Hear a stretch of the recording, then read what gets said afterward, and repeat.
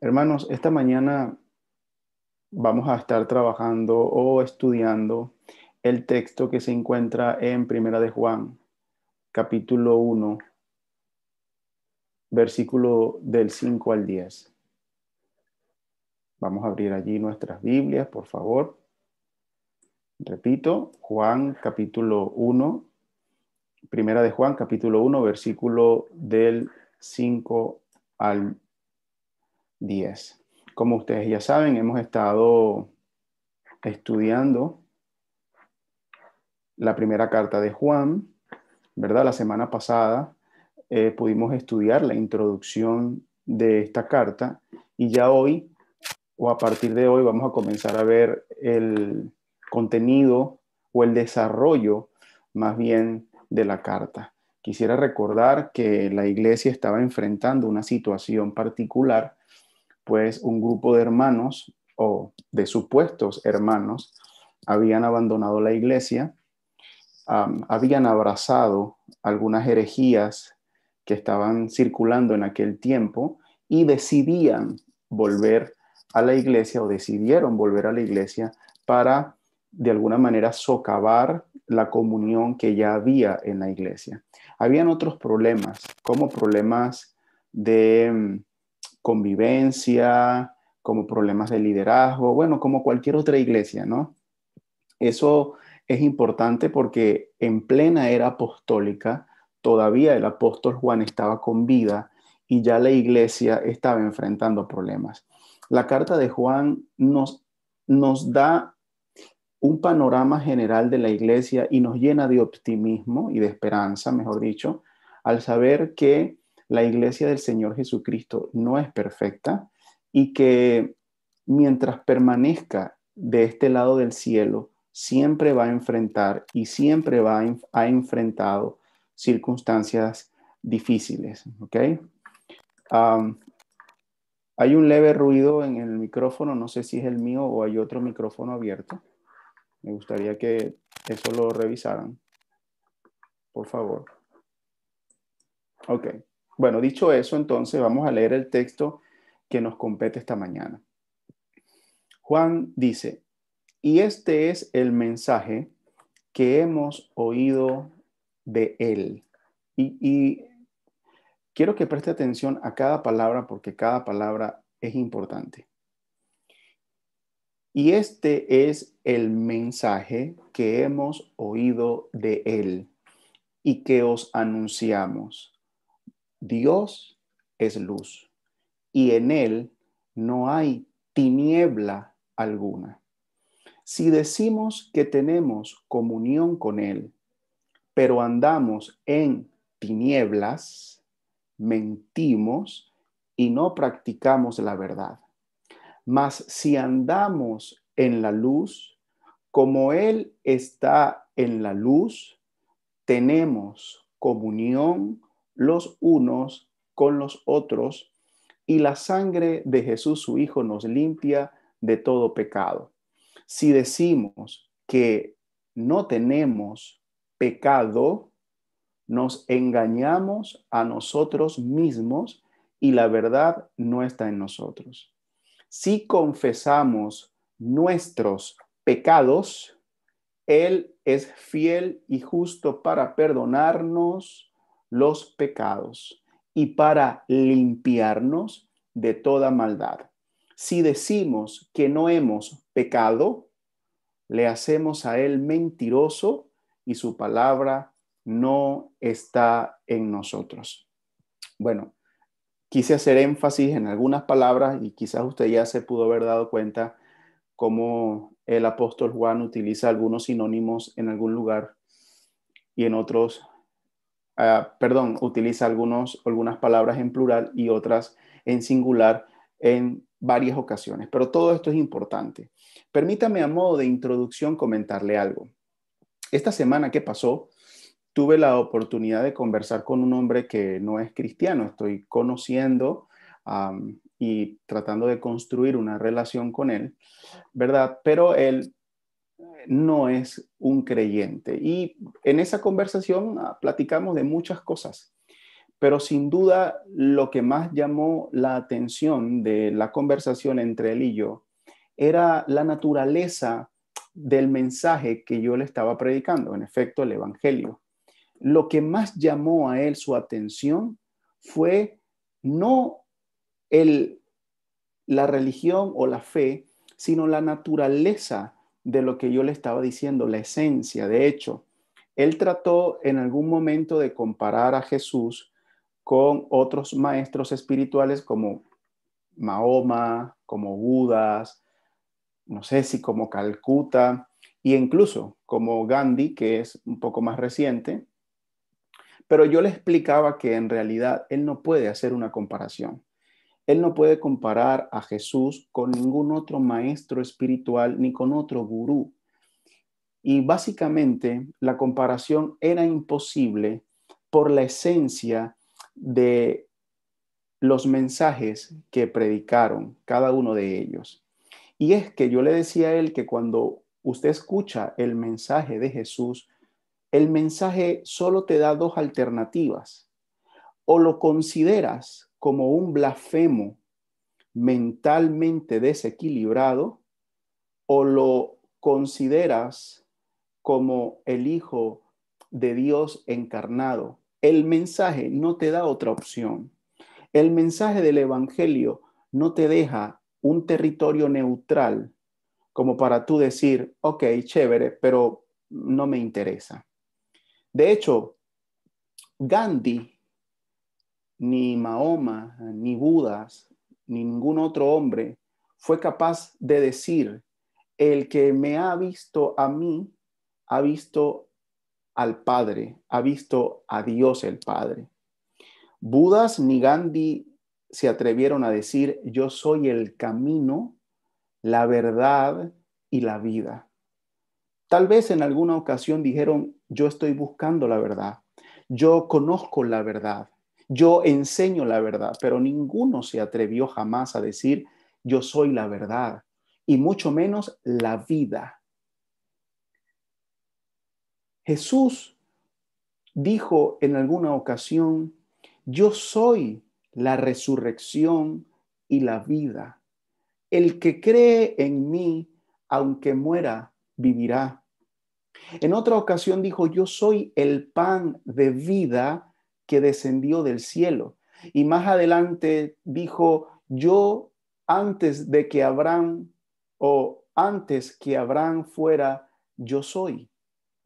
Por lo tanto, el mensaje que Jesús predicó no puede o no permite que el hombre se quede en un terreno neutral.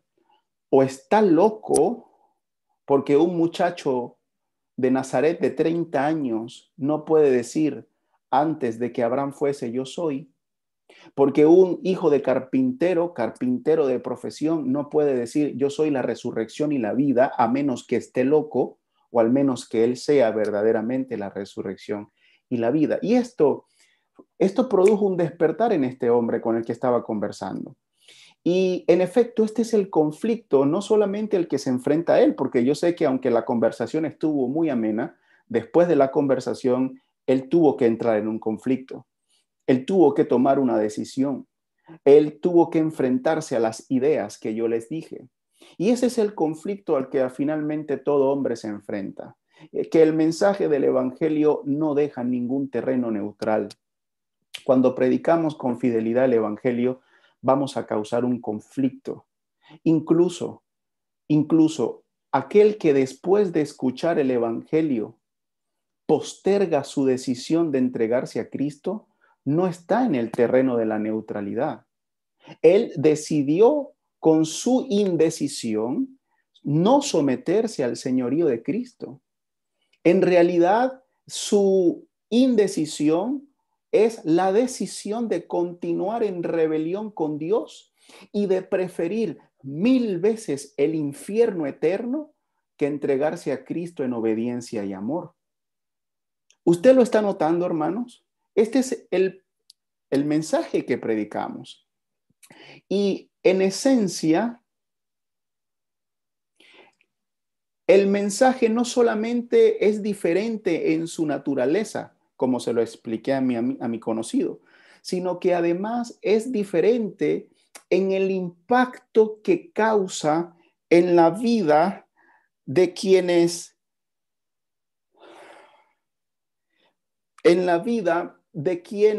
lo escuchan. ¿Se da cuenta?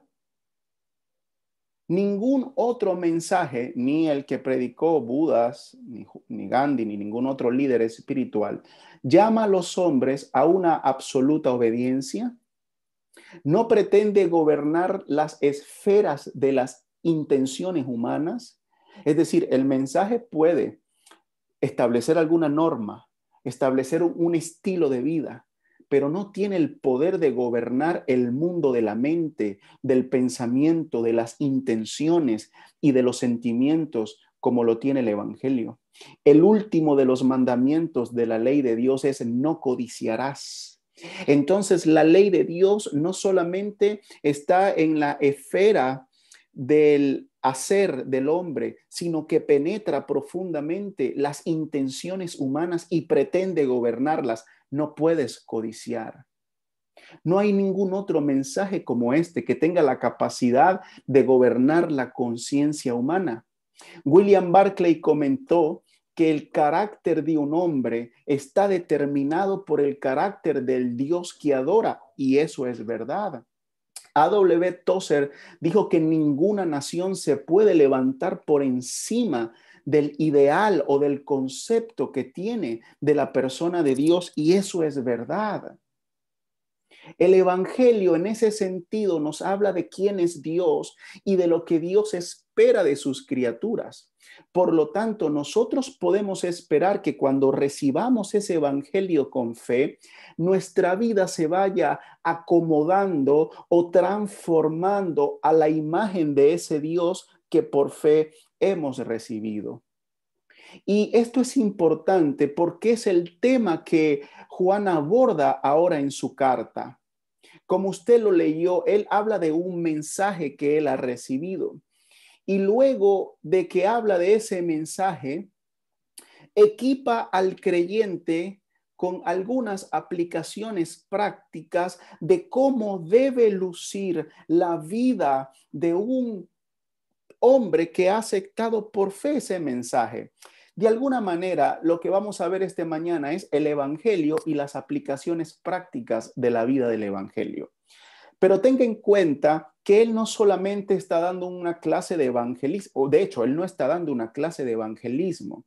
Él lo que quiere es equipar al creyente para que examine su propia vida, a ver si verdaderamente está creyendo el evangelio que dice creer, y para que también cuide la pureza de la membresía de la iglesia, debido a que unos hombres astutos querían volver a la iglesia. Como dice el doctor Peter Master, entonces Juan lo que está equipando a la iglesia es que aprenda a no tener en la membresía ni hoja, ni paja, ni hojarascas, sino verdaderos creyentes. Entonces, a partir de hoy, vamos a comenzar a ver cuáles son las marcas de un verdadero creyente y vamos a poder equiparnos para examinarnos a nosotros mismos y también para poder examinar nuestro entorno. Y no juzgar críticamente, no es lo que estoy diciendo, es examinar, porque no hay una demostración más grande de amor que ver a una persona que está engañada creyendo que es salva, cuando la Biblia dice todo lo contrario, y abordar a esa persona desde el amor y enseñarle la verdad. Por el contrario, pienso que no hay una expresión más grande de odio que ver a una persona que va camino al infierno, creí que va al cielo, pero uno lo deja ahí. Entonces, eso es lo que vamos a hacer esta mañana. Vamos a hablar acerca de este mensaje y vamos a hablar cuáles son el impacto o la aplicación de este mensaje a la vida y cómo luce una vida que está transformada por el Evangelio. Así que, hermano, identifiquémonos con cada parte del sermón de esta mañana. Lo primero que vamos a abordar es el mensaje como tal, porque por ahí comienza Juan. Y esta parte del sermón lo he llamado Dios el protopredicador. Y voy a introducir algunas cositas acá para que usted vaya entendiendo la belleza del mensaje. En esta porción de la carta, Juan señala una verdad de sumo valor. Y si usted va a su Biblia, usted va a leer esta palabra, el mensaje. Y aquí él está abordando el hecho de que el mensaje, no los mensajes, ni unos tantos mensajes, sino el mensaje central que él está enseñando y que ha enseñado como apóstol, no es el producto de los esfuerzos intelectuales, ni de él, ni del resto de sus compañeros de ministerio. Realmente ya lo dijimos la semana pasada, el evangelio que los apóstoles anunciaron no tenía un origen divino, humano, perdón, sino divino. De hecho, cuando nosotros decimos que este mensaje es el evangelio de Dios, porque ese es el mensaje, el evangelio de Dios, lo hacemos para destacar dos cosas. Número uno, que el centro de ese mensaje es la persona de Dios, no el hombre. Y número dos, que el autor de ese mensaje es Dios mismo. Y aquí quiero que ampliemos un poco este punto, la naturaleza de este mensaje que Juan enseña. Si nosotros rastreamos ese mensaje, que lo vamos a llamar también evangelio, si nosotros rastreamos los orígenes del evangelio, vamos a llegar hasta el propio Edén. Y incluso vamos a llegar más allá del Edén y vamos a caer justo en la mente de Dios, porque Dios es el autor, el creador de este mensaje. Luego que Adán y Eva pecaron, Dios le dice a la serpiente, y pondré enemistad entre ti y la mujer, entre tu simiente y su simiente. Él te va a herir en la cabeza, tú le herirás en el talón o en el calcañar. Esto es lo que los teólogos han llamado el protoevangelio, el primer evangelio. En este evangelio, Dios condena a la serpiente, le promete una herida mortal sobre su cabeza y además le asegura que la herida será proporcionada por la simiente de la mujer, es decir, por un hombre.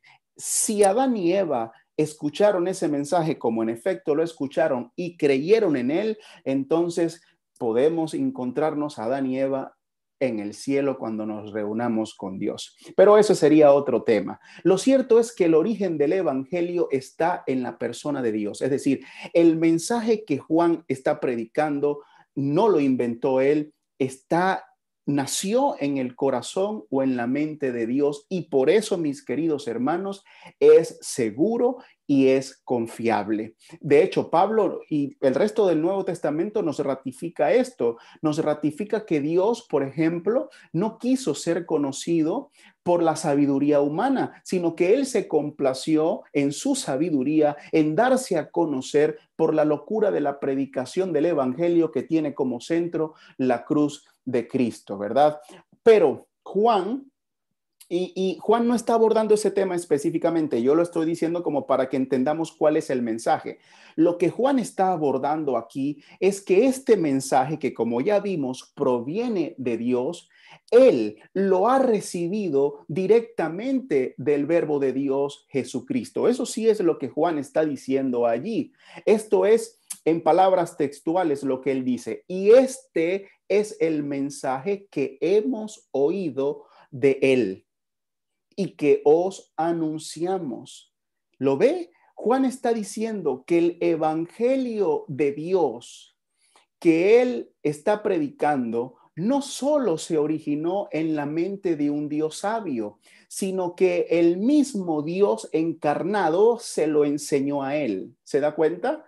El escritor de Hebreo hizo muy bien al señalar en el comienzo de aquel sermón, Dios, habiendo hablado hace mucho tiempo, en muchas ocasiones y de muchas maneras a los padres por los profetas, en estos últimos días nos ha hablado por su Hijo, a quien constituyó heredero de todas las cosas, por medio de quien hizo también el universo. Él es el resplandor de su gloria y la expresión exacta de su naturaleza. Este escritor de Hebreo está diciendo que durante mucho tiempo, en diversas ocasiones, de muchas maneras y a través de muchas personas, Dios habló.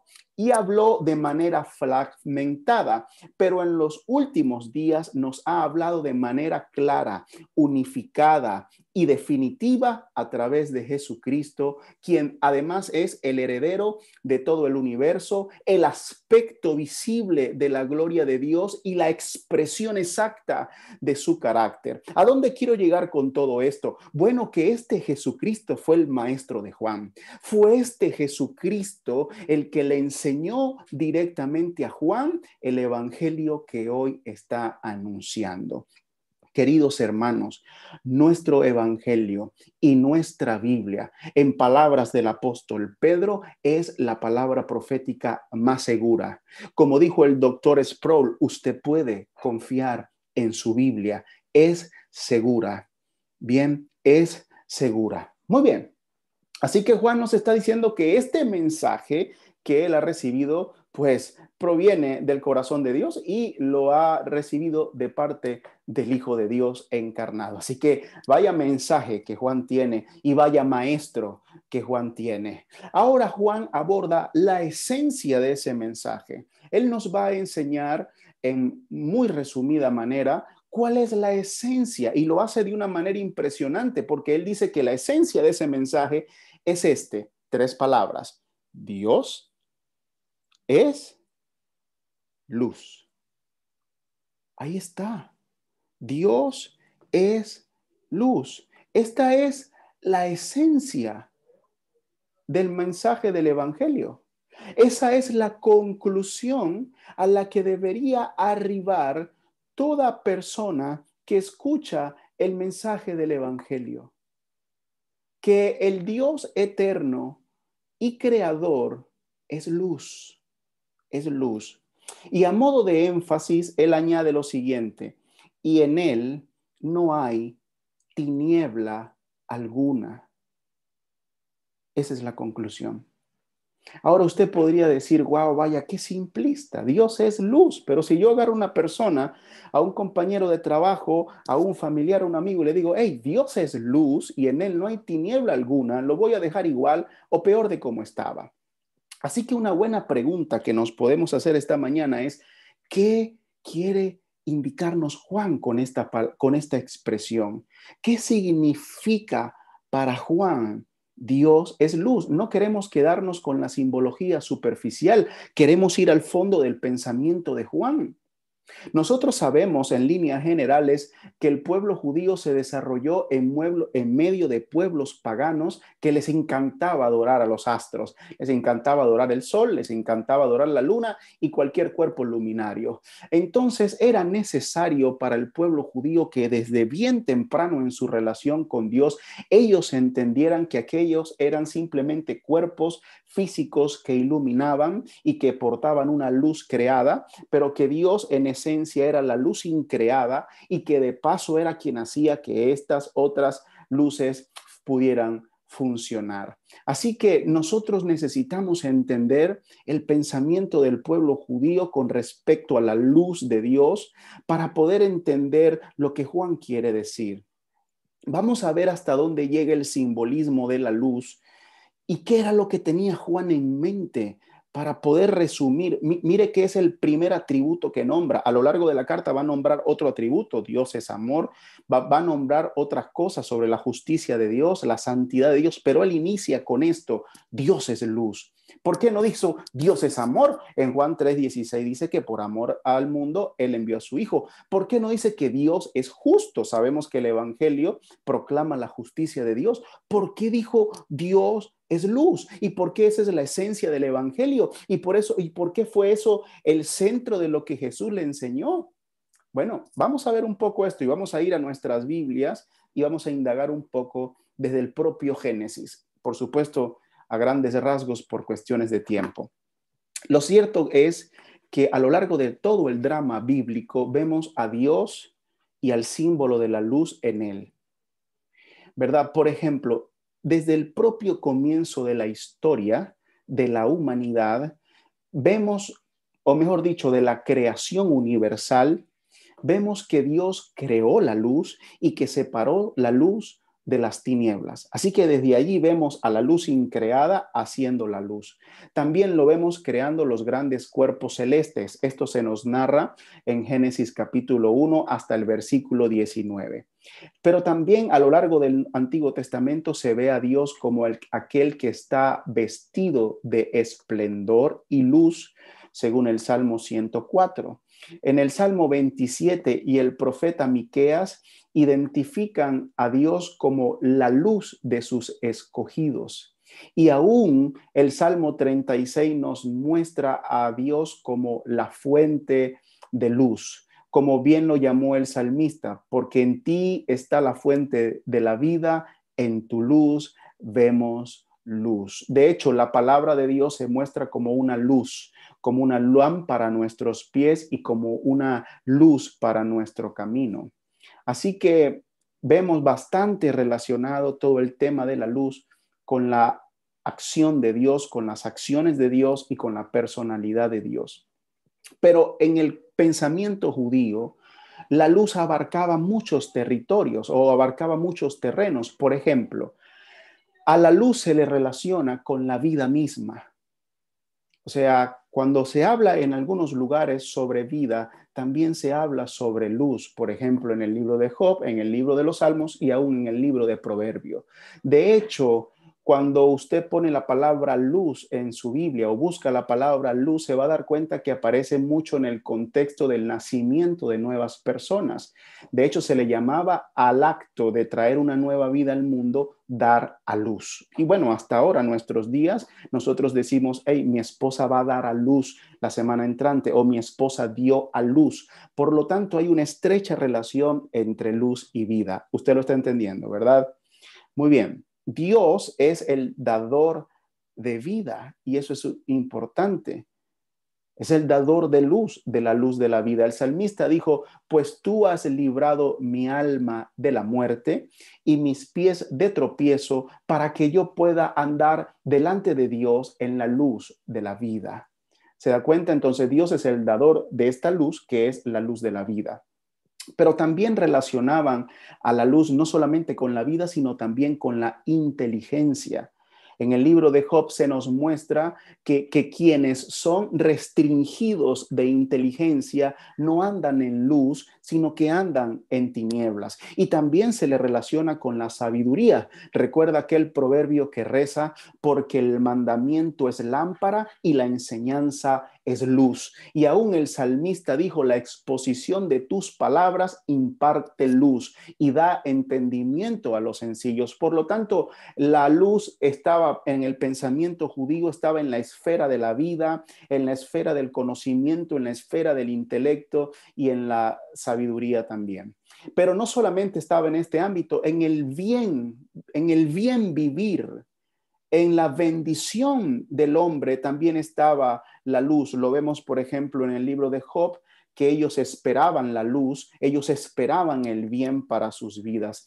También se utilizaba como un sinónimo del favor divino.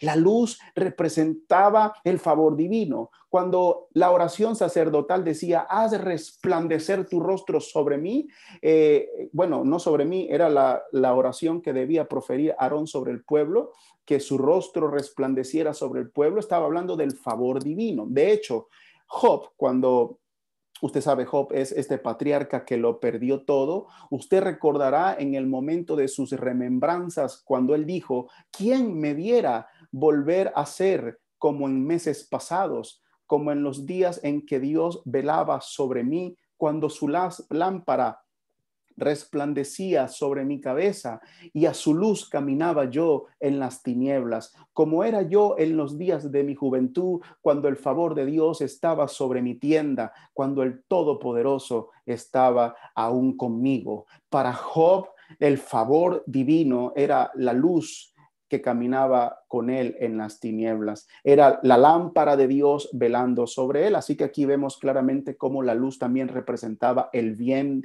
y el favor de Dios sobre los hombres. De hecho, en otras ocasiones, como en el Salmo 43, la luz representaba el curso el discernimiento, la dirección divina y también la verdad. Entonces estaba relacionada con la verdad y con la dirección del hombre para caminar en bien todos los días de su vida. Además, la luz se asemejaba con la justicia. Mire que el profeta Miqueas dijo: la indignación del Señor soporté porque he pecado contra él, hasta que defienda mi causa y establezca mi derecho. Él me sacará a la luz y yo veré su justicia. Lo mismo dijo el profeta Oseas cuando dijo: los juicios sobre ti son como luz que salen. Por lo tanto, hay una relación entre la luz y la justicia. También se comparaba con la alegría. Era un sinónimo de la alegría del hombre. De hecho, el Proverbio 13:9 nos dice que la luz de los justos brilla con alegría. Hay una relación entre la alegría, el favor, el bien, la vida, el conocimiento, la sabiduría, la dirección en esta vida y la luz. Finalmente, hay muchas otras referencias, pero aquí a grandes rasgos generales, en el pensamiento del Antiguo Testamento, la luz se muestra como una esperanza escatológica, se muestra como poder. Recordarás la visión de Habacuc, ¿verdad? Y la majestad de Dios allí presente, era poder que salía de sus manos, eran rayos, así que la luz también representaba el poder de Dios y aún como la gloria misma de la presencia de Dios. Usted recordará que durante todo el desierto la luz de Dios les acompañó. De noche era una luz como una columna de fuego, ¿verdad? Que los acompañaba durante todo su peregrinaje. Así que quizás el apóstol Juan, siendo judío, tenía todo esto en su mente referente a la luz, y eso lo aprendió también, por supuesto. Pero yo quiero que usted no vaya a pensar, ¿verdad?, que todo esto estaba vagando en la mente del apóstol, todas estas ideas, ¿verdad?, que encontramos en Job, que encontramos en Miqueas, en Zacarías y Oseas sobre la luz, estaban literalmente navegando en el mar de los pensamientos de Juan. No, no, todo en Juan estaba maravillosamente unido en Dios. ¿Se da cuenta? Esa es la bendición de Cristo. En el Antiguo Testamento vemos fragmentos de la verdad. En el Nuevo Testamento Cristo habló y unificó toda la verdad. Fue Jesucristo el que llevó a Juan a concluir: Dios es luz. ¿Se da cuenta, mi hermano? Dios es luz. Él entendió que toda esta belleza y toda esta simbología y todos estos milagros en los que estaba presente la luz estaban apuntando más allá de ellos mismos y estaban señalando al carácter de Dios. Por eso Juan dijo: Dios es luz. Nota el verbo es. El verbo "imi" significa ser.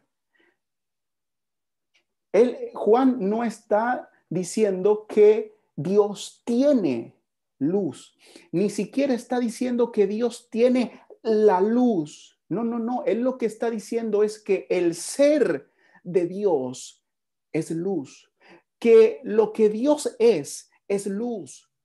Todas estas verdades y aspectos de la luz que hemos registrado en el Antiguo Testamento están unidas de manera consistente en el carácter de Dios y hallan su perfecta y más pura expresión en Dios y solo en Dios. No es que Dios tiene la luz como si se tratase de una virtud suplementaria que Él puede decidir o prescindir de ella cuando quiera. No, no, no, no. Es que Dios en su naturaleza es luz. Es que Dios no puede ser otra cosa que no sea la luz.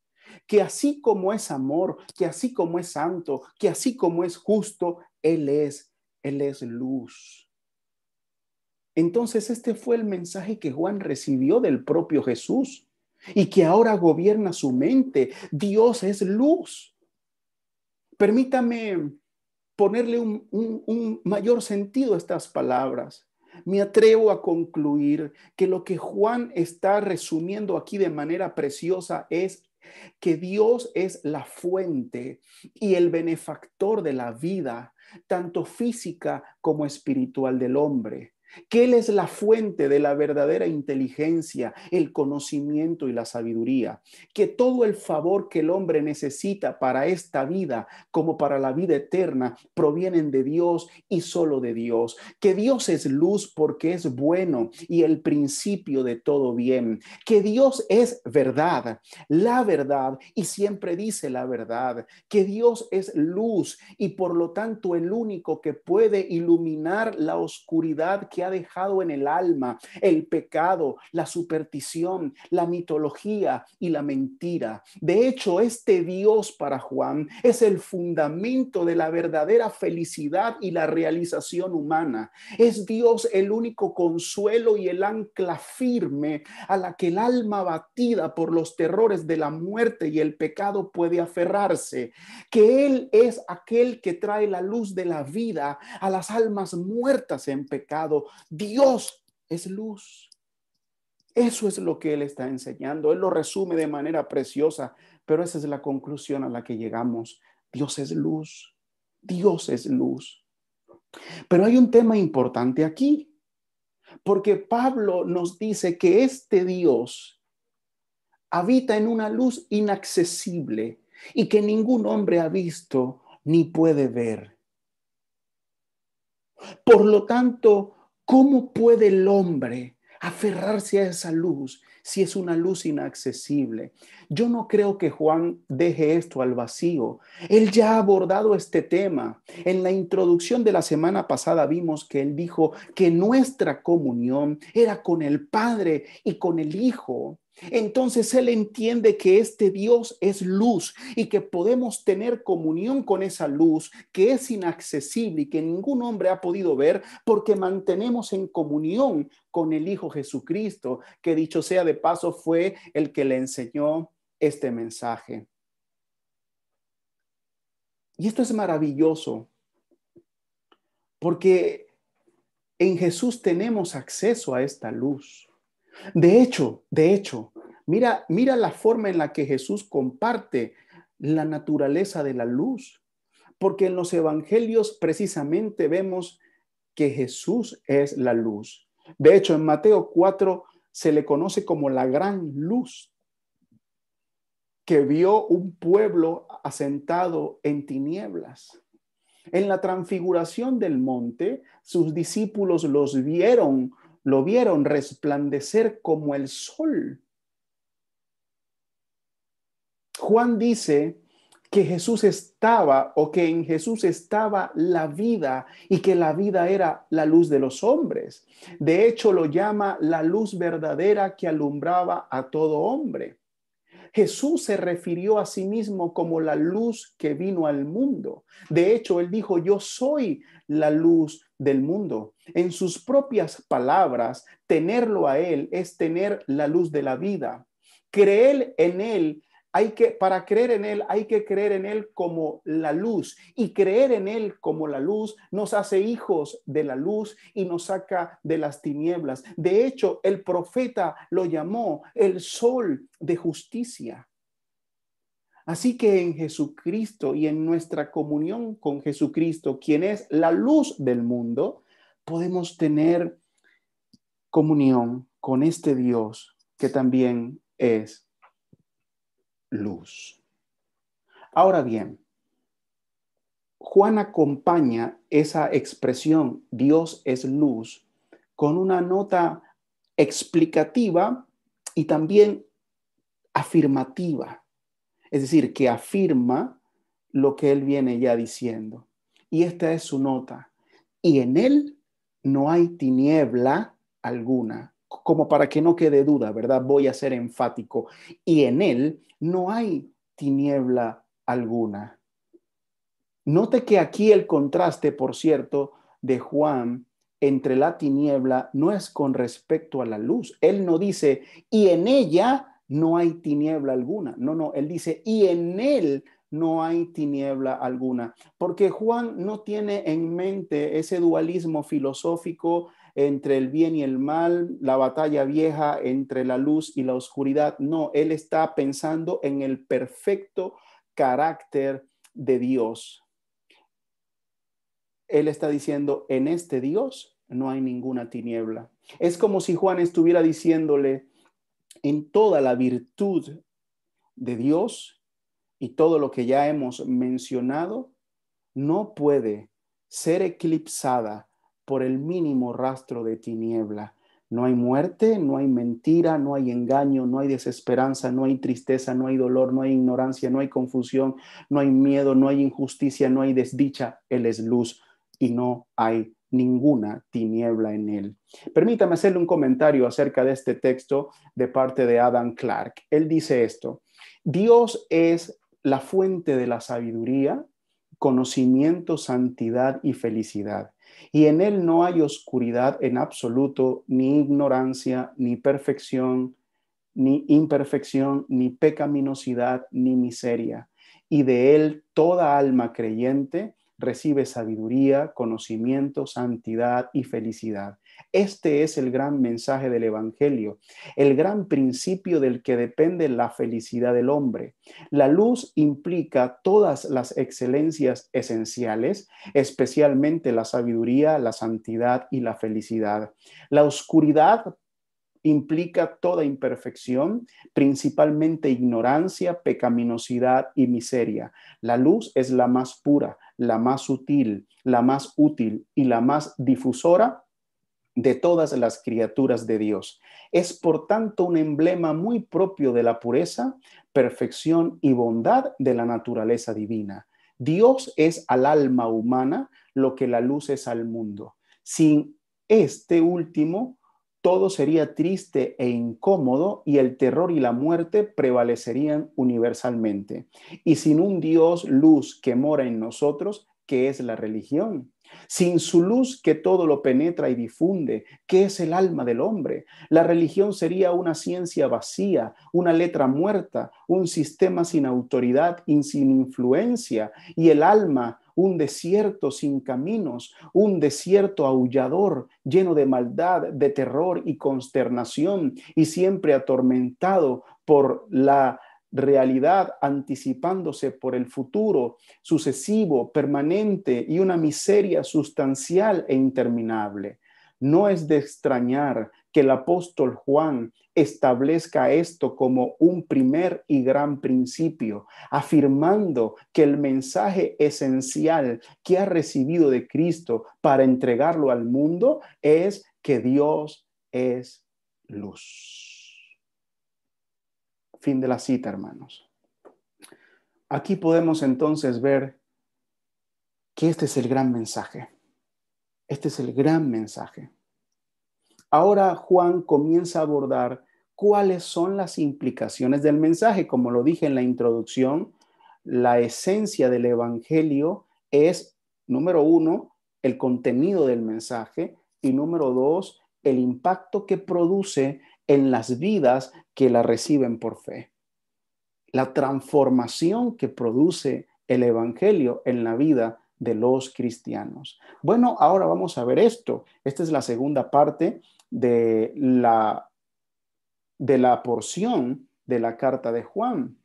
Una vez que Juan ha resumido el mensaje del evangelio, él pasa a considerar unos asuntos prácticos, solo que lo hace de una manera particular. Él agarra 4 oraciones condicionales o condicionantes y comienza a desarrollarlas. Con estas 4 oraciones condicionales que comienzan con la palabra sí, si decimos, más sí, si decimos esas oraciones de ese tipo, Juan lo que está haciendo es equipando al creyente para que se haga un examen, a ver si verdaderamente recibió este evangelio, si Dios es luz, como dice el evangelio en su vida, y para que también pueda evaluar su contexto, su entorno. Acuérdate que los falsos maestros estaban atacando o amenazando con entrar a la iglesia, así que estaban equipados. Muy bien. Ahora, ¿cuáles son esas implicaciones según Juan? Hoy no las vamos a ver todas, hay muchas otras marcas a lo largo de la carta. Hoy vamos a abordar las que nos tocan por orden cronológico, ¿verdad? Pero la primera de ellas que Juan deja claro es que tiene comunión, la persona que ha recibido este mensaje y que lo acepta con fe, tiene comunión y experimenta santidad. La primera oración que Juan da es esta, mire, dice, si decimos que tenemos comunión con Él, con Dios, ¿con cuál Dios? Con Dios luz, con el Dios que es luz. Si decimos que tenemos comunión con Él, pero andamos en tinieblas, mentimos y no practicamos la verdad. Esta es la tercera vez que Juan utiliza, por cierto, la palabra comunión. El término significa, y lo voy a definir porque creo que nosotros tenemos un concepto de comunión hoy muy distinto. El término comunión significa mutuo o algo que se tiene en común.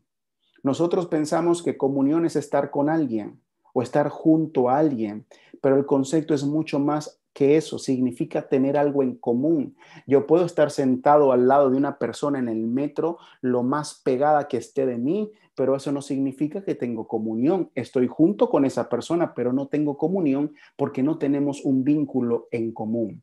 De hecho, para William Hendriksen, el término común que Juan usa allí implica compartir íntimamente la luz de su presencia. Si ese es el caso, entonces podríamos decir que lo que Juan está tratando de decir es lo siguiente. Si decimos que hemos recibido o que compartimos la luz de la presencia de Dios, pero andamos en tinieblas, mentimos y no practicamos la verdad.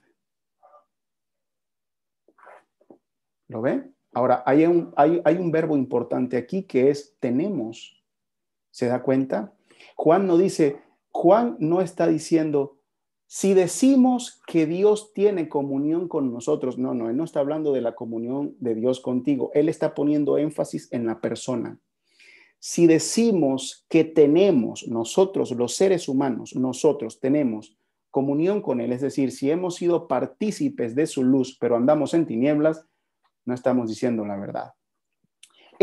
En resumidas cuentas, es como si Juan les estuviera diciendo, si bajo nuestro propio juicio nosotros decimos que tenemos de manera continua y activa una íntima relación con Dios a través de la cual Él nos hace partícipe de su excelente luz, es decir, de las virtudes de su carácter.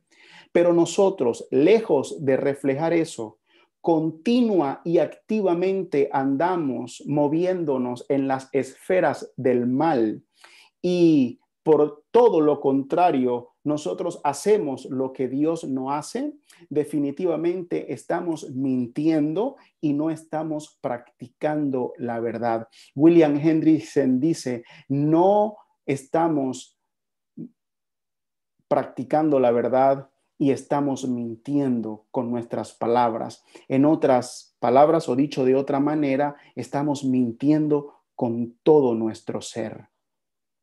Eso es lo que él dice en esta parte de la escritura. El hermano William Hendriksen, Juan está diciendo que si nosotros tenemos comunión con Él, definitivamente tenemos que manifestar el carácter de Él. No me diga usted, y aquí empiezo a aplicar, por supuesto, no me diga usted que usted tiene comunión, que usted ha recibido la luz de la presencia de Dios, se le ha comunicado las virtudes y excelencias del carácter de Dios a usted y usted se mueve en las esferas del mal. Usted anda haciendo lo que es malo. Bueno, déjame decirte, usted es un mentiroso con la boca y usted es un mentiroso con sus acciones. Usted es un mentiroso en todo su ser, en toda su esencia. Eso es lo que él está diciendo claramente. Él está equipando a los creyentes para que se evalúen y digan, ok, es cierto, este es el mensaje, Dios es luz. Y el mensaje dice que Él en Cristo habita en mí por medio del Espíritu Santo. De hecho, se me llama la luz del mundo. Estoy irradiando esa luz. Estoy irradiando el carácter de Dios en todas las esferas de mi vida, o me estoy moviendo más bien en las esferas del mal. Esa es la conclusión a la que quiere Juan que llegue su gente. Para Juan, hermano, no se puede divorciar. Para Juan no hay posibilidad de un divorcio o de que se desvincule lo que decimos de lo que hacemos. ¿Se da cuenta? Eso es lo que él está diciendo. Si decimos que tenemos comunión con él, pero no hacemos las cosas como si tuviéramos comunión, estás mintiendo. No me puedes divorciar lo que dices de lo que haces. Tiene que haber consistencia.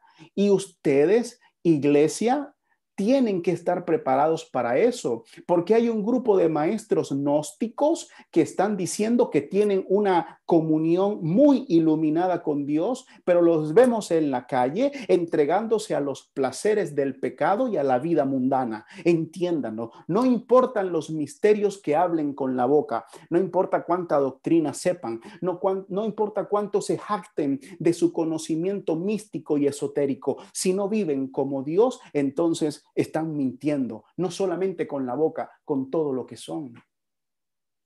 Aplique esto a su vida. No importa cuánto sepamos de Biblia, no importa cuánto nos jactemos de estar en el seminario, de saber algún idioma original, si no estás viviendo con el carácter de Dios, si no se puede percibir el carácter de Dios en tu matrimonio, en tu trabajo, en tu relación con tus hijos, en tu relación con tus padres, en tu relación con la iglesia, en tu relación con la cultura, estás mintiendo con tu boca y estás mintiendo en tu corazón. Esa es la gran aplicación que Juan quiere llevar a estos hombres aquí. Pero fíjate, Juan deja el aspecto negativo y aborda el aspecto positivo de todo esto al decirnos lo que verdaderamente debería ocurrir en la vida de un verdadero creyente. Porque él sigue diciendo lo siguiente: más si andamos en la luz, como él está en la luz, van a suceder dos cosas. Primero, tenemos comunión los unos con los otros. No van a ser como aquellos gnósticos que se fueron de entre nosotros porque no eran de nosotros, se fueron al mundo, se entregaron a los placeres y ahora quieren venir a la iglesia a destruir la comunión con sus falsas herejías. No, sino que tienen comunión, tenemos comunión. Tenemos comunión. Ese verbo que es de modo indicativo y nos habla en tiempo presente, nos indica que es una comunión continua. No es una vez al mes, ni siquiera es cada domingo, es una comunión ininterrumpida. Es que la vida de un cristiano se caracteriza por tener comunión con otros cristianos. Eso es lo primero. Si usted dice que anda en luz, si andamos en luz como está Él en luz, entonces vamos a tener comunión con otros cristianos. Con todas sus inconsistencias, con todos sus defectos, con todas sus dificultades, vamos a prevalecer en comunión. Que la gente que le gusta brincar de iglesia en iglesia lea esta carta y entienda el peligro en el que se está metiendo. Y lo otro que dice Juan, es lo siguiente: y la sangre de Jesús, su Hijo, nos limpia de todo pecado. ¿Ves? Estas son las dos cosas que sí ocurren si en verdad estamos en comunión, andamos en la luz. La sangre de Jesús, su Hijo, nos limpia. Y fíjate, con toda intención, Él llama Jesús. Él no lo llama Señor, Él lo llama Jesús, por supuesto, para realzar la humanidad de Cristo. Acuérdate que estos gnósticos tenían problemas con este tema. Bueno, lo cierto es que aquí la palabra limpia significa purificar. Y la idea es que cuando nosotros tenemos comunión con los unos con otros, la sangre de Cristo nos purifica de todo nuestro pecado, ¿verdad? Nos purifica, es decir, nos quita o nos purifica de las influencias del pecado y por su gracia nos lleva cada día a ser más y mejores portadores de la luz divina. Ahora, esto no es un acto de magia, esto no es una varita mágica que la sangre de Cristo tiene poder. ¡Bum! No, en efecto, tiene algo que ver con la comunión del hermano, tiene algo que ver con los medios de gracia, cuando me reúno con el hermano y exaltamos a Dios en adoración, cuando me reúno en la oración pública, la sangre de Cristo me purifica, pero también en mi trato con el hermano, cuando acepto en el amor sus debilidades, cuando cubro sus inconsistencias, no las expongo, cuando lo cubro en el amor para que crezca, allí el Señor está obrando. Vaya, qué payasos aquellos gnósticos que querían venir ahora con ínfulas místicas a querer venir a sacudir al pueblo. No, no, no, no, no, no, no. Ellos no andan en luz. La luz que se derrama en el corazón de un creyente se va a caracterizar por esto. Número uno, tiene comunión con la iglesia, ama la iglesia, sufre por la iglesia, pelea por la iglesia. Él no está buscando una iglesia que está lista, preparada con todos los platillos y bombones para él. No, no, no, él va a pelear por su iglesia porque esa es la comunidad donde Dios lo plantó. Esa es la iglesia que le mandó a amar, pobre, desnuda en algunas ocasiones, insignificante ante el mundo, acorralada por la cultura, pero él ahí va a amar. Y número dos, va a haber pureza, va a haber victoria sobre su pecado porque la sangre de Cristo tiene poder sobre esa persona, ¿no? Y por cierto, estos verbos, esto es importante, estos verbos están en modo indicativo. En modo indicativo significa que para Juan esto es una realidad. No es una hipótesis, no es que probablemente va a tener comunión, como queriendo decir, quizás tenga comunión y quizás sea purificado. No, no, los verbos en griego son claros, están en indicativo, lo que indica una realidad. Esto es una realidad para Juan. No hay otra forma de considerar a un verdadero cristiano que teniendo comunión y siendo purificado por la sangre de Cristo. Si ese no es el caso, no es cristiano. Por eso lo hemos dicho, damos gracias a Dios por estos medios, pero estos no son los medios para ser iglesia. Debemos plantarnos en una iglesia local y entregar nuestra vida a ese lugar. Lo segundo que Juan ve en el impacto del evangelio es que hay un reconocimiento humilde de los pecados y una diligencia en la confesión de esos pecados. Mira lo que Juan pasa ahora a abordar. Él pasa a abordar un tema que posiblemente estaba presente en los gnósticos de aquella época y era la impecabilidad. Juan dice esto: si decimos que no tenemos pecado, ¿ves? Está en singular.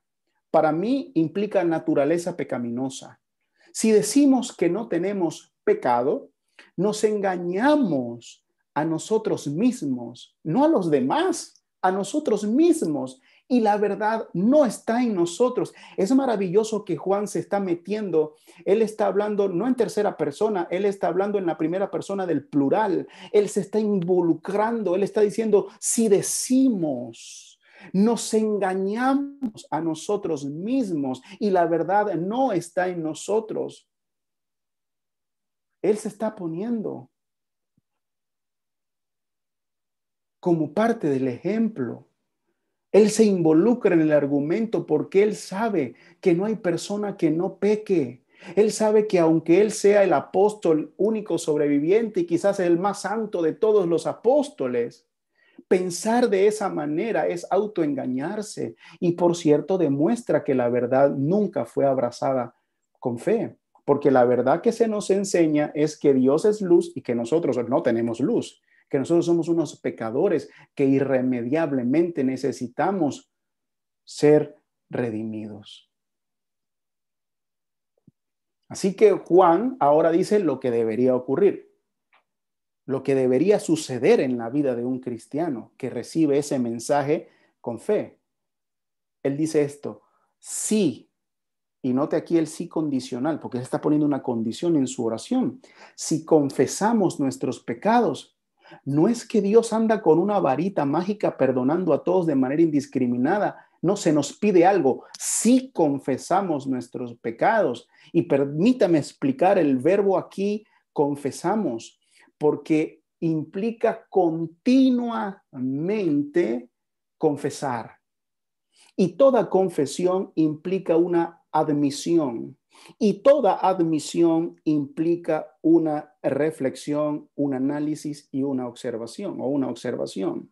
En otras palabras, Juan está diciendo, si continuamente reflexionamos sobre nuestra vida, evaluamos nuestra vida y admitimos que hemos pecado, es decir, podemos concluir que hemos pecado y continuamente estamos confesando o profesando esos pecados, entonces Dios, que es fiel y justo para perdonarnos los pecados y limpiarnos de toda maldad. Dios es fiel y justo para perdonarnos todos nuestros pecados si nosotros lo confesamos. ¿Se da cuenta? Hermano, todo aquel creyente que ha recibido el Evangelio con fe concluirá al igual que, bueno, como lo oramos en el Salmo 51, ¿verdad? Yo reconozco mis transgresiones y mi pecado siempre está delante de mí. Reconozco que soy pecador. O como dijo el salmista, te manifestaré mi pecado y no encubrí mi iniquidad. Dije, confesaré mis transgresiones al Señor y tú perdonaste la culpa de mi pecado. Es que para Juan recibir el Evangelio va a implicar una vida de confesión. Y entonces si confesamos, Él es fiel y justo para perdonarnos los pecados y limpiarnos de toda nuestra maldad. Si hay algo que el pueblo de Dios aprendió muy temprano en su relación con Dios es que Dios era un Dios fiel. En el propio Deuteronomio capítulo 7, versículo 9 leemos, reconoce pues que el Señor tu Dios es Dios, el Dios fiel, que guardó su pacto y su misericordia hasta 1000 generaciones con aquellos que le aman y guardan sus mandamientos. Este Dios fiel, como se mostró y se dio a conocer, ha prometido perdonar a quienes se acercan a Él por medio de Cristo. Fue Pablo el que dijo, fiel es Dios por medio de quien fuiste llamado a la comunión de su Hijo Jesucristo, Señor nuestro. Y a Timoteo le dijo, palabra fiel y digna de ser aceptada por todos. Es esta, Cristo Jesús vino al mundo para salvar a los pecadores, entre los cuales yo soy el primero. Y el escritor de Hebreos invita a todos los cristianos a mantenerse firme en la confesión pública de su fe, a mantener firme su esperanza. ¿Por qué? Porque fiel es el que promete, dijo el escritor de Hebreos. Por lo tanto, Juan dice, si confiesas tus pecados, Él es fiel, confía. No confíes en tu confesión, no confíes en el acto de confesarte, confía en el carácter de Dios. Allí es donde yo te pido que pongas tu confianza en el carácter de Dios. Él es fiel y además es justo. Y yo veo aquí el término justo en el sentido de aquel que es capaz de justificar al creyente, aquel que es capaz por su justicia de propiciar salvación al creyente, solo Dios. De hecho, Dios dijo a través de Isaías, ¿no soy yo el Señor? ¿No hay más Dios que yo? ¿Un Dios justo y salvador? No hay ninguno fuera de mí. Volveos a mí y sed salvo todos los términos de la tierra. Entonces, ¿qué está diciendo Juan? Juan le está diciendo a estos creyentes, hey, por ahí hay algunos cuantos que dicen que no tienen pecado, que son impecables, que han llegado a un estado, no sé si de nirvana o qué, pero han llegado a un estado tan elevado que ya no pecan. Hay otros que piensan que como hay un dualismo entre el espíritu y la carne, entonces la carne, como se va a destruir todos los pecados que la carne haga, no importa y por lo tanto no deben confesarse porque el espíritu es puro y sigue impecable. Esa filosofía también andaba por allá. Juan dice, ninguna de las dos. No hay hombres impecables, ni hay tal cosa como pecados en la carne que no importa. La vida de un cristiano se caracteriza por confesar su pecado, es sensible al pecado, lo observa en su vida, lo analiza y lo confiesa continuamente. Acuérdate, continuamente. El verbo implica una vida habitual. Muy bien, una vida habitual. Ahora, Juan le dice que cuando este creyente humilde confiesa con diligencia continua su pecado, este carácter de Dios fiel y justo le da garantía de que la confesión tendrá su impacto, será recibida. Y mira lo que añade Juan: Él es fiel y justo para perdonarnos los pecados y para limpiarnos de toda maldad. ¿Se da cuenta? Dios no solamente va a ejercer poder en el hombre para perdonarle el pecado, sino que lo va a purificar de toda maldad, que se puede traducir como mala acción. Es decir, que cuando Dios luz los perdona por ser justo y fiel, ustedes van a recibir el perdón, pero también van a recibir el poder para dejar de pecar, para no practicar ese pecado. Y este tema lo vamos a ver desarrollado más adelante. Pero aquí se une todo lo que hemos venido aprendiendo. El cristiano confiesa su pecado y se le nota también su victoria sobre el pecado. Recuérdelo siempre, no solamente perdona el pecado, también te limpia de la maldad, de las obras de maldad.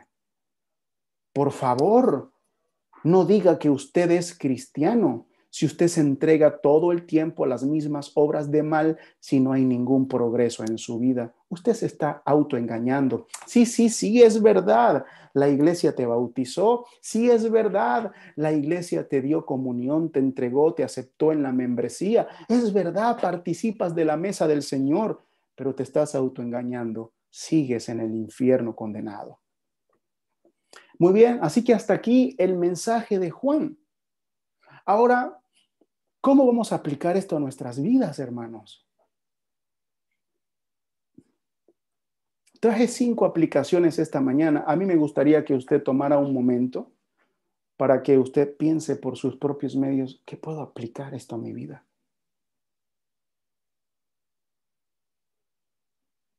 ¿Vivo en la luz? ¿Se nota el carácter de Dios en las áreas de mi vida? ¿Tengo una continua confesión de mi pecado? ¿Soy sensible al pecado?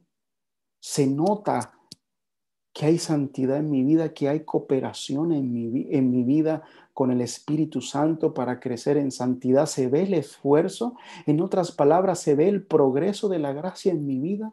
No, ¿no será que estoy engañado? Primera aplicación, hermanos, para nuestra vida. Como cristianos, estamos reflejando la luz de la cual Dios nos ha hecho partícipe a través de su Hijo Jesucristo. Usted que me escucha, por favor, respóndame esta pregunta. O mejor dicho, respóndase esta pregunta. ¿Está reflejando usted la luz de la cual Dios le ha hecho partícipe a través de su Hijo? Esposa, esposo, madre, padre, hijo, joven, soltero, abuelo, niño, te pregunto otra vez, ¿estás reflejando la luz de la cual Dios te ha hecho partícipe? Y cuando hablamos de luz, no nos quedamos en el símbolo superficial. Lo que estamos diciendo es que se te ha compartido el carácter de Dios. Dime si estás actuando a partir de ese carácter o te estás comportando como un demonio, como un hijo de las tinieblas.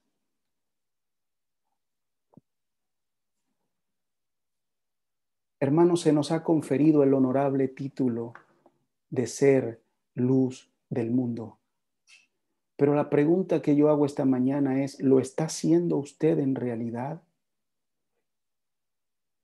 Pablo preguntó, ¿qué comunión hay entre la luz y las tinieblas? La respuesta es de retórica, la pregunta es de retórica e implica una respuesta negativa. No, de ninguna manera. A los efesios o a los éfesos, hermanos de Éfesos, les dijo, porque antes erais tinieblas, pero ahora sois luz en el Señor. Entonces, andad como hijos de la luz, porque el fruto de la luz consiste en toda bondad, justicia y verdad. Hermanos, somos la luz del mundo y eso implica por lo menos dos cosas. Uno, que iluminamos con la luz divina que hay en nosotros toda nuestra realidad, no solamente los domingos, toda nuestra realidad. Y número dos, que estamos en constante conflicto con la oscuridad, con las tinieblas. Como cristianos podemos olvidar estos dos aspectos de la verdad.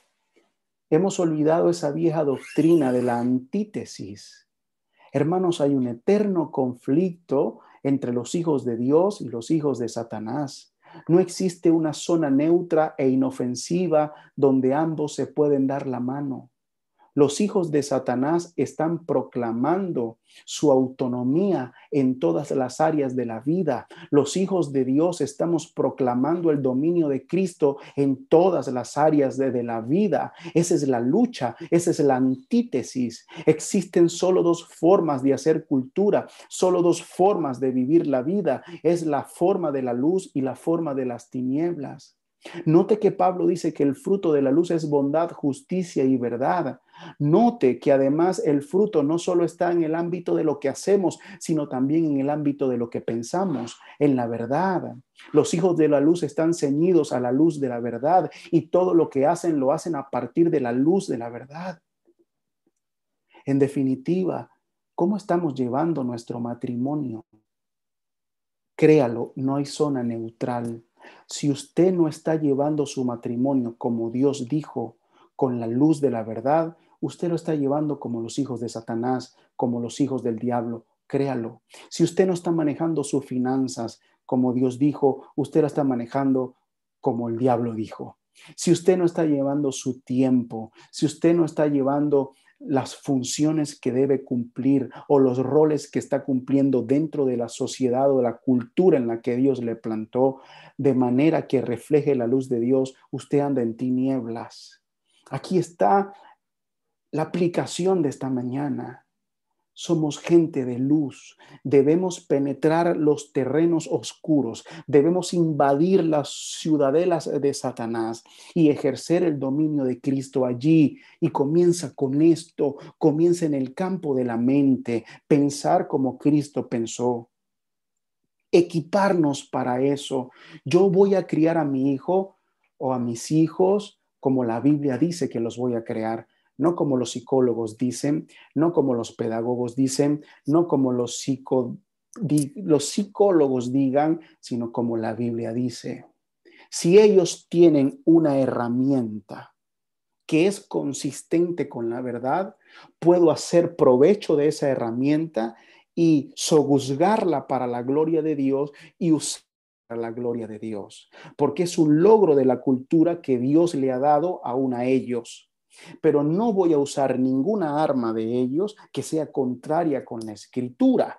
Eso es lo que estamos diciendo, que debemos vivir como hijos de la luz en el área que nos toque. Y por cierto, debemos preparar a nuestros hijos para hacer luz.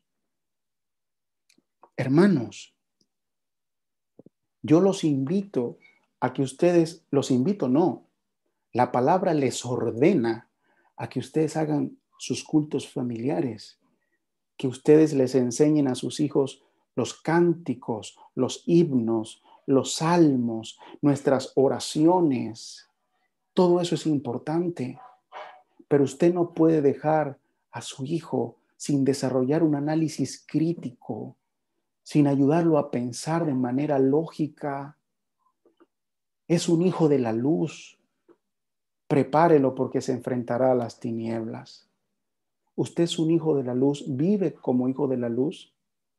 Dígame, hermano, ¿cómo está gobernando o administrando su tiempo como un hijo de la luz?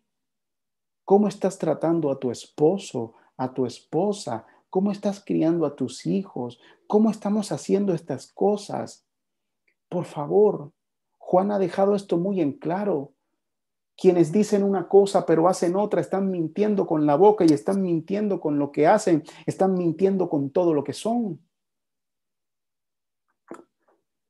Esa es mi segunda aplicación, hermanos.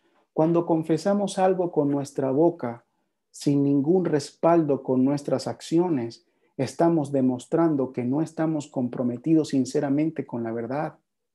Imagínese a alguien que dice, la Biblia es la santa palabra de Dios, autoritativa, inerrante, suficiente, pero no la lee, no se compromete con ella, no la estudia, no la enseña, no la abre entre semana. Está mintiendo, porque mentir no solamente significa decir mentiras, mentir significa faltar a la verdad. Si yo digo, no, la oración es tener comunión con Dios. No hay mejor lugar que la cámara secreta con Dios. Es el privilegio de los hijos de Dios orar. Allí están los tesoros de las bendiciones, los tesoros de la felicidad del hombre. Pero yo no oro. Estoy mintiendo. Quiero que sepas que estás faltando a la verdad y en alguna medida estás mintiendo. Se nos ha hecho pensar que no importa si dices la verdad, no importa cómo vivas, lo importante es que digas la verdad. No. Nosotros decimos la verdad con nuestras palabras y con nuestras acciones. Juan nos llamó la atención esta mañana en este asunto.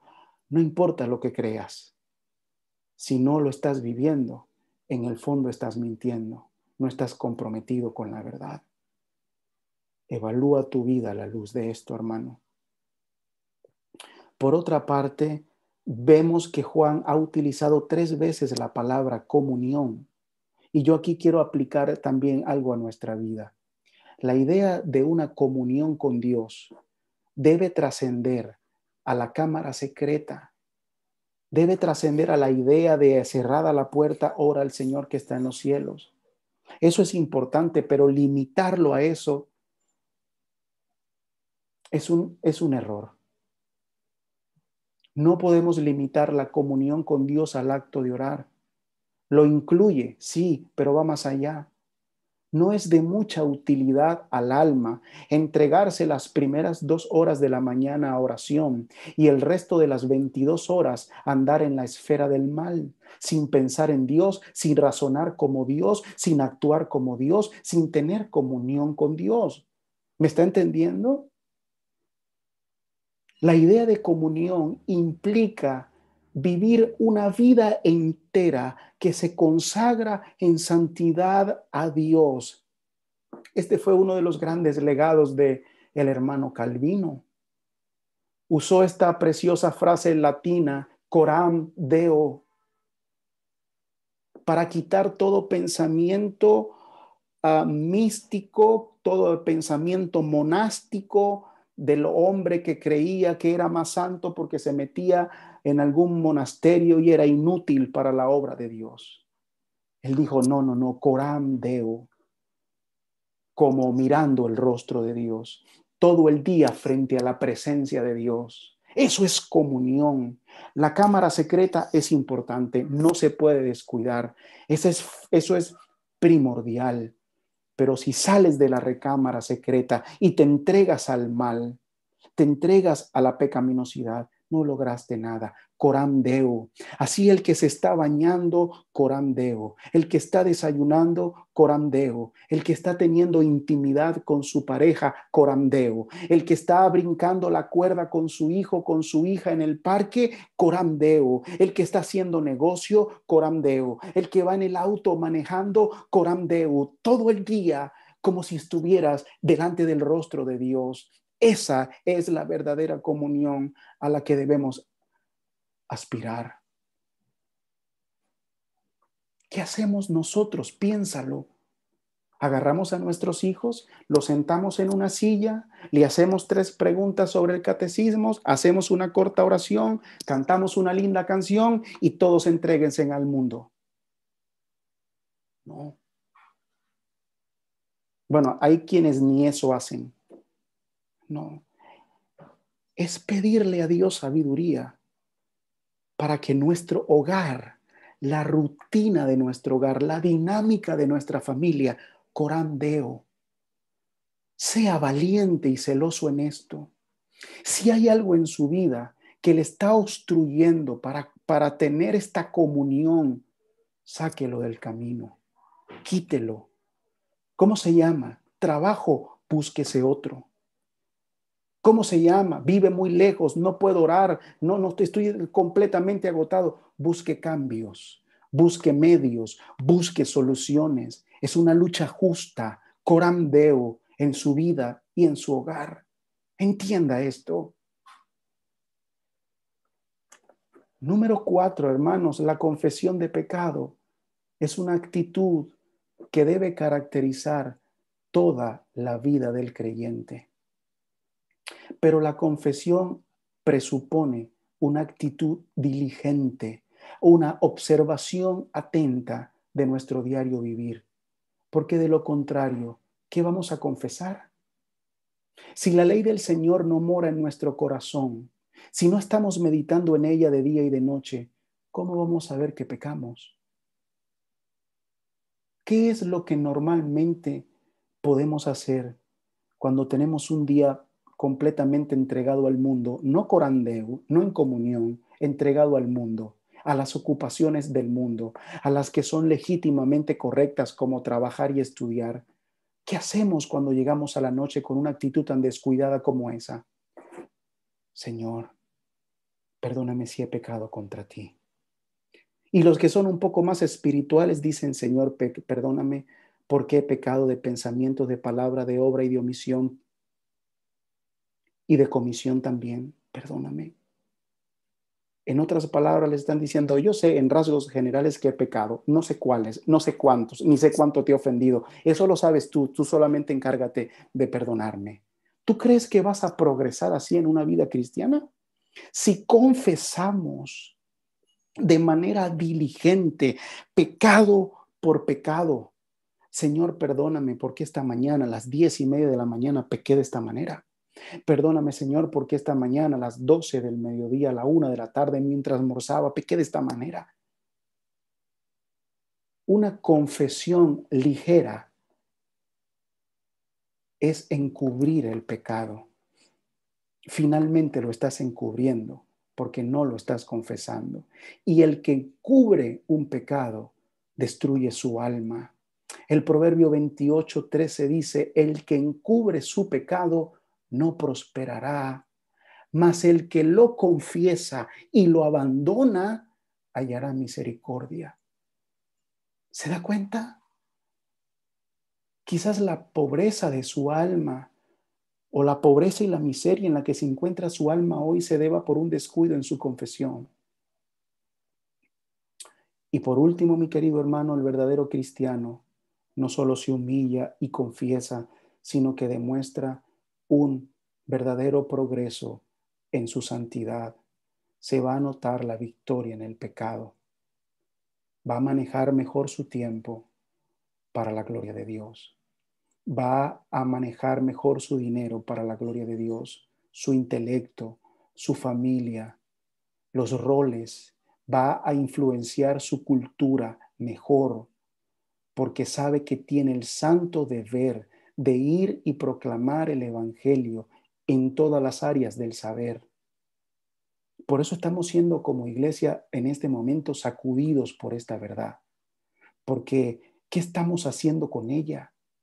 Nos jactamos de que hemos redescubierto la reforma, pero no estamos reformando nuestra vida ni nuestro entorno. Porque no estamos siendo luz.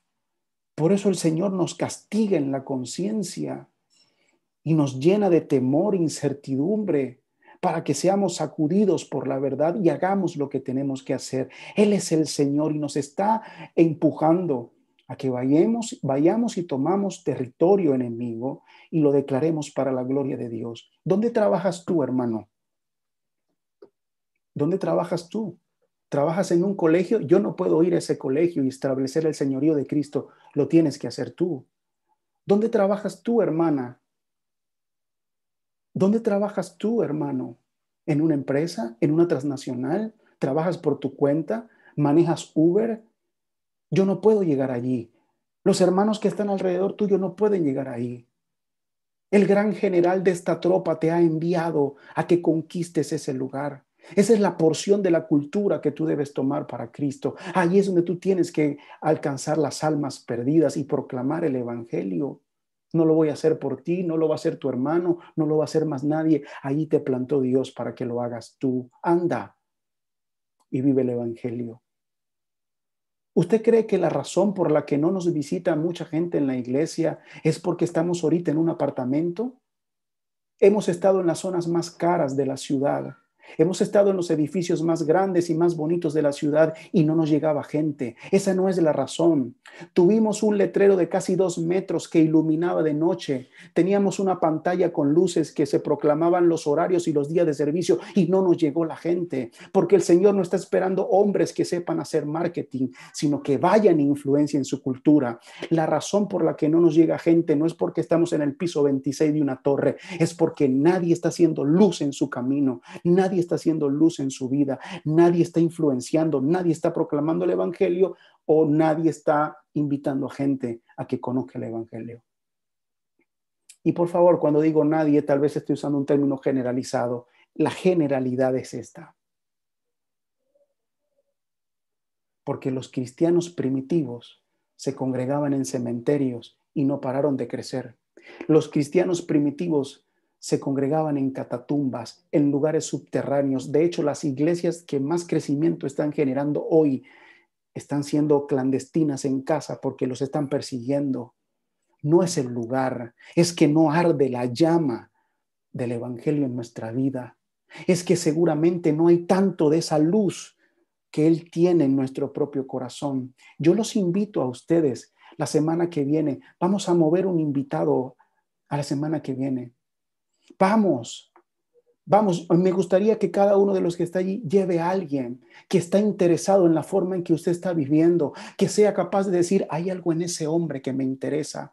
Hay felicidad, hay alegría, hay gozo, hay una luz que no sé explicar en esa mujer. Ella ama a Jesús, yo estoy envuelta en el amor al mundo, en el materialismo, en la moda, en la belleza, pero en ella se ve el espíritu noble y afable. Puedo leer algo en diferente a ella, por eso estoy aquí. ¿Quién? ¿Quién de vosotros puede asumir ese rol, esa invitación, ese reto? ¿Quién lo puede asumir? Las iglesias que están creciendo, muchas de ellas tampoco lo pueden hacer así. Ellos dicen, vamos, que viene un predicador que ora milagros y la gente ha comprado casas. Vamos, que hay un hombre que cuando tú lo tocas, de repente te llaman y recibes un carro. Vamos. Y la gente va desbordada en su carnalidad a recibir cosas mundanas. Pero alguien que diga, en ella y en él está el amor de Dios. Es increíble que hayan hijos que no quieran ir a sus iglesias porque no soportan a sus padres.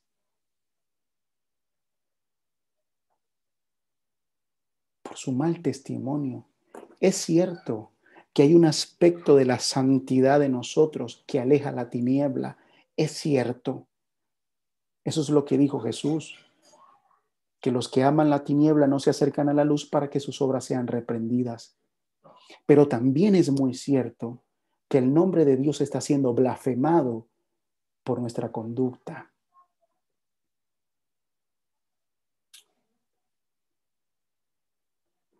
Que la gracia del Señor les bendiga, hermano, y les ayude a hacer luz en medio de las tinieblas. Padre, yo te doy gracias y te doy la gloria y la honra esta mañana, por habernos permitido compartir el Evangelio de Cristo. Ayúdanos a hacer luz en medio de las tinieblas, Señor. Ayúdanos. Ayúdanos a ganar nuestro entorno para ti. No a ganarnos. Ellos ya están ganados. Alcanzarlos para ti. Hacer luz en medio de las tinieblas. Que esta semana cada uno de nosotros comparte el Evangelio con una persona. Por favor, Señor, bendícelo, haz resplandecer tu luz en ellos. Hermanos, la iglesia les envía a proclamar el Evangelio. Dios les bendiga. Que tengan una feliz semana.